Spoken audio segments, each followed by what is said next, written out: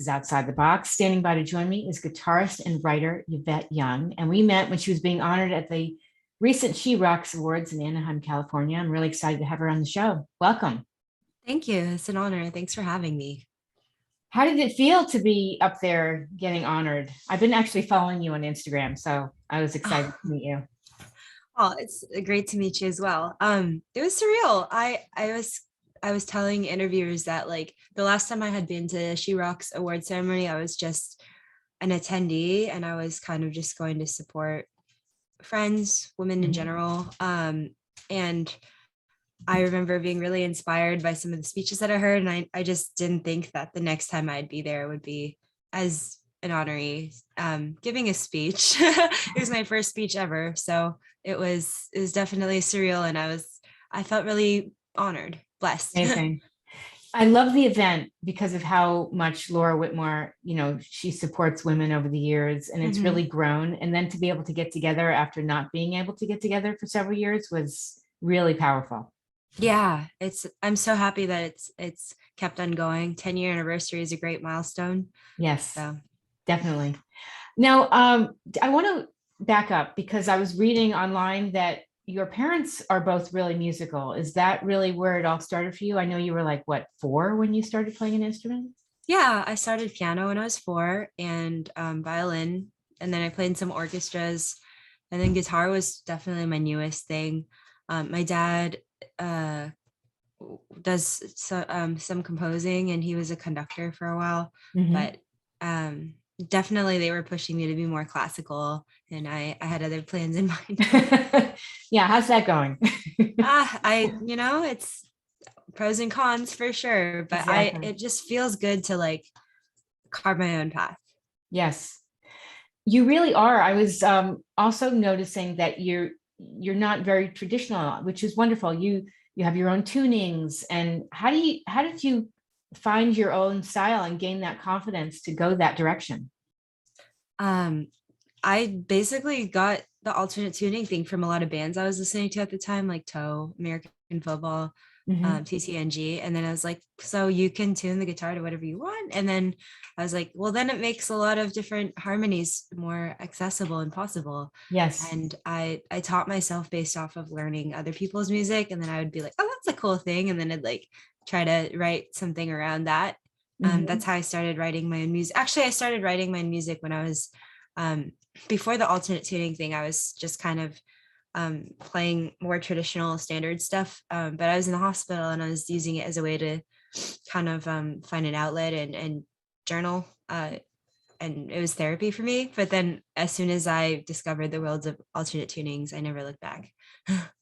When I met you on the red carpet, I was telling you how I'm a mental health advocate and a journalist, and you shared a little bit. And I don't know if you want to share with the listeners a little bit about what you went through, because people that watch this series, they sometimes have gone through their own struggles as well. Yeah, of course. I'm always open and transparent about these things because I figure it might help someone. So I had an eating disorder. I was anorexic for most of my adolescent preteen life. I think up till I was 18.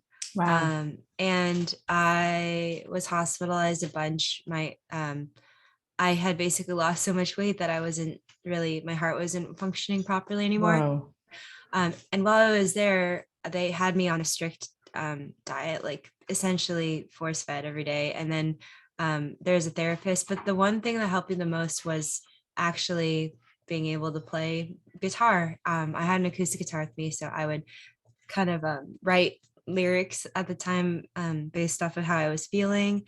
And the beautiful thing about guitar was it took my focus off of my external appearance. And number one, it made me feel empowered, like I had control over something, which is for those of you who are foreign to eating disorders, it's all about control. Mhm. You turn to food and exercise as and sometimes OCD habits as like a hyper control of your life because you feel like you don't have control over any other part of it.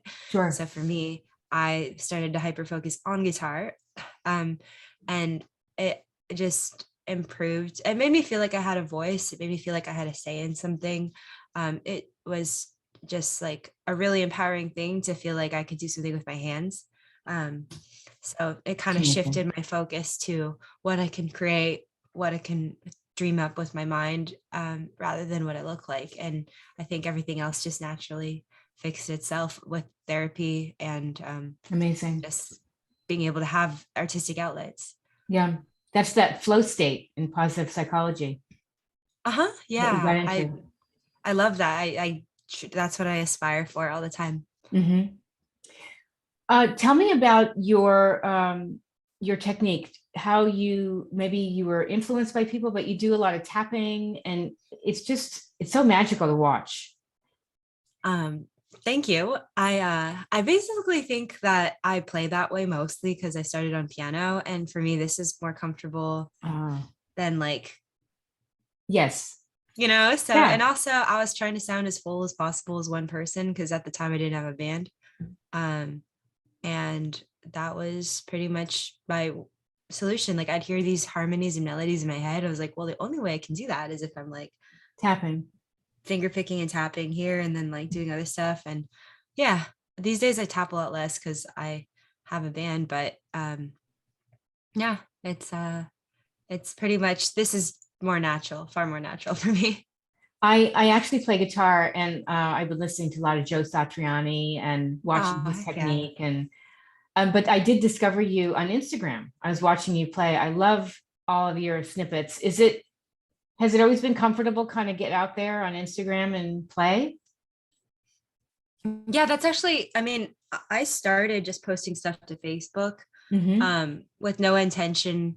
Like I was an art teacher. Like I didn't have any intention of um doing any being an online persona, not persona, that sounds like I'm faking who I No, no, am, I know what you're like saying. an online entity. Yeah. And then yeah, I had no intention of being like a touring musician either. And I started doing that, and I will say I feel like it, it it's only gone a little more uncomfortable just because I mean this is a whole separate conversation, but I feel like it's like these days there's this push to create content rather than like long-term planned out art, Hmm. because everyone just needs something instant, and it's like the Yes. quickest way to get validation, get like, your music out there. But Yes. unfortunately it just does, I don't see as much of a payoff for spending a lot of time crafting something that's like a cohesive body of work that takes patience. Yes. um and so yeah, that's just been a really interesting thing to juggle, and I feel like before it was a little bit easier, but now it's just like I'm so busy I don't have time to like make little videos and That's things. I'm like, okay. It seems like yeah. the world is so crowded and cluttered with content. Yeah, I just don't have the heart for it right now. And Yeah. I look at my whiteboard and I'm like, I just put out an album for my band, but I have like 2 or 3 solo records that I haven't had time to do just because I've been so busy. So I'm like, you Yeah. know what, I'm making that time, even if it's like I'm just going to be offline for a while. Yeah. It shouldn't matter. Do you see that? Because I'm actually writing my second book, it's called Better Humans, Mhm. What the Mental Health Pandemic Teaches Us About Humanity. Do you feel that technology has been good and bad for us? I definitely feel like it's funny because the things that make it beautiful and good are also the things that are, I think, ruining people. Yeah. Not, I don't want to sound pessimistic or doom or anything, but it's like number one, the interconnectedness. I feel like it's a beautiful avenue to find people who are like-minded. And Yes. before, if you had esoteric tastes, it was like really difficult to relate to anyone. Um, Even like aside from interest, like I know people discover they have like this really rare health problem, and then they can connect with other people on forums who have the same thing. My It's friend has amazing. a child who has a really rare health condition, and before have advice on how to parent that child or how to raise them and like take care of them properly was really hard to find. And now they found this whole forum of people who like have that same have a child with that same condition. So it's like it just makes you feel less lonely.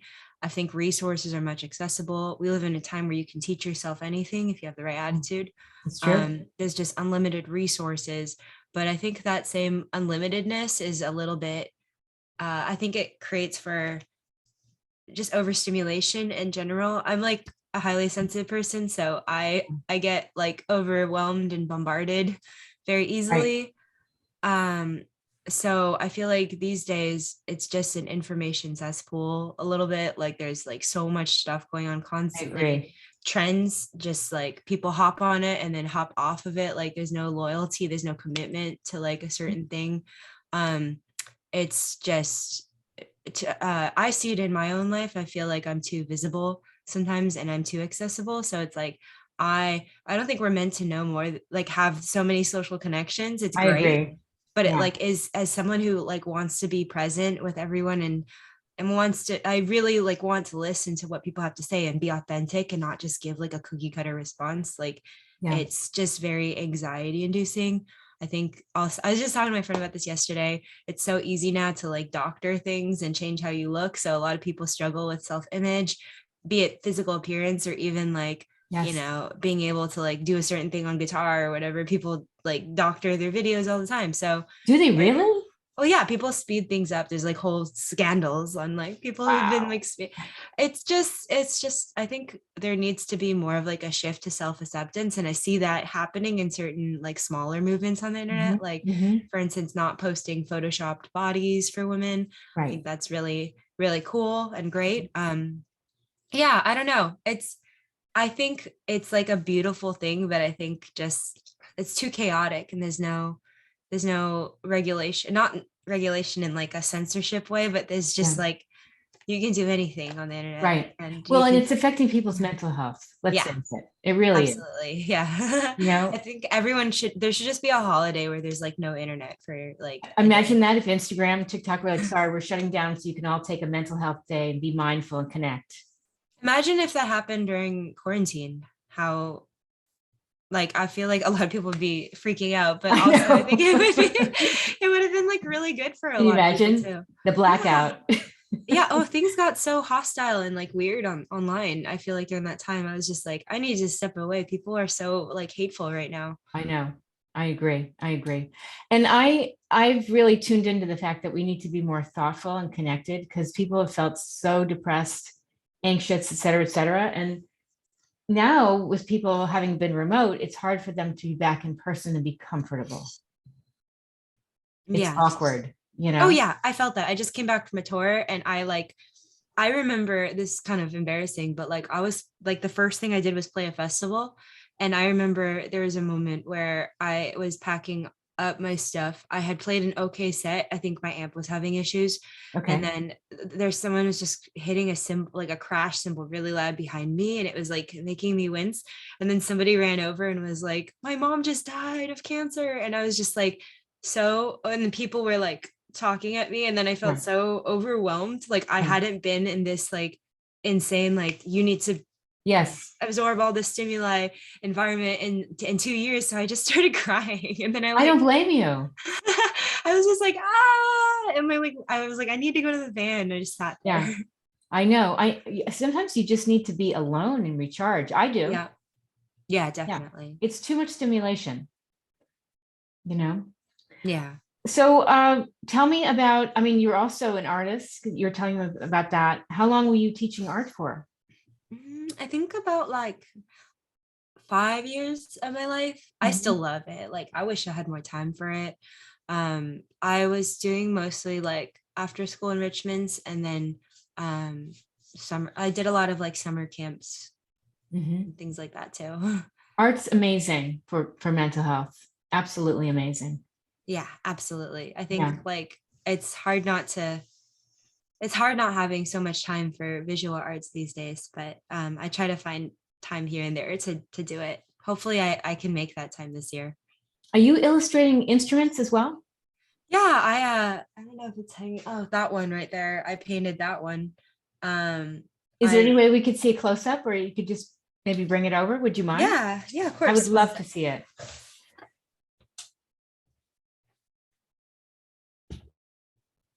It's so cool.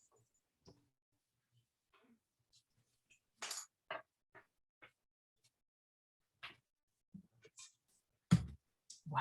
Look at that. Yeah, I want to play this one more often. Oh, But that's beautiful. Yeah, it's Oh my like gosh, birds. look at that. How did you come up with that idea? Like, have you always thought, I got to do this? This is like something that just speaks to me. I love painting on canvases, and I was like, well, like I was playing Strandberg guitars for a while, and I was like, how cool would it be to like to do a painted one, and then Ola Strandberg let me do one, and then I've ended up being an Ibanez artist with time, and I was like, you know what, like I would love to have a custom painted one that I play. It's So gorgeous. thank you. It's Yeah, really gorgeous. I hope you'll do more of those. me too. I actually I want to open up commissions again. I was doing them for other people. Like I got to do one for Willow Smith, which is really cool. Hmm. I watched her play it on Jimmy Kimmel, and I was like, Wow. that's so cool. I think it was Jimmy Kimmel, one of those late night shows. Those shows. Um, yeah, and I'd love to open it up to public again, but it's just I'm never home, so I just have Yeah. to figure out a time where I'm actually home. And you play the banjo as well? I am a poser, and I have it on my wall, and I can't for the love of God figure out that first string being higher than the rest of the string. Like it just messes with me. It's a Um, lot. I'd love to learn. Like I think it's even missing a string right now. So Well, it looks good. I actually thanks. have my grandmother's little banjos from 1925. Wow. Has it retained its like the strings okay? Like can you play it? No, it's Okay. old. It's old. I have them hanging up. I have two of them actually. And she had her friends like sign them on the drum. Uh-huh. And they're really from like 1922, 1925, somewhere around there. Yeah. That's amazing. I'd like to restring them. You should. Yeah, I think older instruments just have so much character. definitely. Something about the wood settling and carrying or something. Yes, yes. And you played the Super Bowl. Did you play Oh, I didn't. I did a commercial that aired a during the commercial? Super Bowl. That's not less cool. You know who did play the Super Bowl is Nita Strauss. I know. She's great. She is great. She is great. I heard she left playing touring with Alice Cooper. I just No heard that way. too. Yeah, yeah. Maybe it was Whatever. just time to take a break or, I feel that sometimes you've been doing a certain thing for so long, it's like it just becomes, I don't know her reasoning, but I get it. Yeah. Whatever makes her happy. Yeah. I actually want to get her guitar, the Nita Strauss Ibanez. It's like a blue burst. Yeah, it's beautiful. Oh, yeah, I'm saving for that. I love that guitar. Yeah. So tell me about the Super Bowl ad. How did that come about? And were you like, whoa, I mean, that's a lot of viewership. Honestly, it wasn't that I don't want to like sound Wasn't that big deal? dismissive, but Okay. it was like a 1 second appearance in a Logitech ad where I'm Oh, playing oh, guitar. Yeah, and okay. it's so funny because like everyone was texting me that day, like I just saw like everyone, people I don't talk to, they're like, I just saw you on the Super Bowl, and it was just like For one really. second. I know. I was like, it's the guys. I didn't even do anything. Like, is okay. Like, thank you. Like, people don't even know who it is. It's just me for like, this. My name's not even there. It's like, Oh, that's not good. yeah, it's okay. Like, I'm fine with it. Yeah, I think it's just funny. It's just yeah, funny how a Super Bowl ad can make you the most popular person for a single day. yeah. For a millisecond, right? Yeah. What advice would you give to someone who is struggling with their mental health right now? Maybe someone who's either struggling with an eating disorder or just, this pandemic has really been so hard. I would say the number one thing I think helps everyone is to change your environment. If you have something that is like, it's being in a new environment and having to problem solve and face new stimuli and be around new things and sensory, it does something to your brain where it forces you to like almost like it's like a reset. And I Yeah. feel like it makes it so that you can't have any of the same bad habits that you had before. And my favorite, like this, obviously you can't just like easily fly to another country, but when I was recovering from anorexia, I was doing a lot of traveling at the time just by nature of being a part of orchestra. And it actually did a lot for me because when I was in, for instance, Japan or something, I didn't speak the language. So, and I didn't have like, I couldn't read nutritional information on stuff. So I was just eating and being a normal person. I was like, Mhm. wait a minute, like this is okay. Like I can do Yeah, this. And I was really happy to kind of just be away from the things that triggered my OCD and depression as well. Um, that's good. so yeah, I would say try to change your surroundings, or Mhm. even just go for a walk or be with nature or something. I know that sounds like such a cliche, but It works um, though. it does. It Yeah, kind of I've grounds done it you all my and life. yeah, it grounds you. Yeah. It's really important. Or be around animals. Like I was watching a couple of ducks and storks yesterday, and I was just like, what? I'm stressed right now. Like I'm going through a lot. And I was looking at those ducks and storks, and I'm just like, huh, like life could be that chill. Like, Exactly. yeah. So Exactly. Yeah. I would also say don't hide it. There's one thing that I'm trying to figure out a good solution, but in the world of professionalism, it's like taboo to talk about what you're going through. Really? It's well, I feel like people view it as unprofessional to overshare, right? To be like Wow. Yeah. heads up, I'm like hella sad right now. I'm sad as Yeah. frick right now. And I feel like there needs to be, I don't know, some change in that because I think alerting others to the conditions that you're experiencing and the things that you're going through is just good communication. I agree. And anyone who cares about you is gonna want to know that so they can treat you accordingly and be Mhm. sensitive to things. So Yes. I feel like, I don't know, this is just me personally pushing for this, but I think people shouldn't hide what they're going through. I had to a lot. I had Yeah. to hide so many things. That's another layer of being a public figure, is like you're not allowed to just post about the awful things you're going through online. So people just get this two-dimensional or one-dimensional kind of Right. like view of you. So Yeah. I wish there was a way so that people could just be more real about what they're I agree. experiencing. Because you're, if by you being real makes other people feel like they can share, and there is a lot of stigma, as far with regards to mental health and people being Mhm. open at work and saying, "Hey, I need a mental health day," and certain people will never say that. Yeah, and it's like it's almost viewed as like weak or something, or attention, like trying to get attention.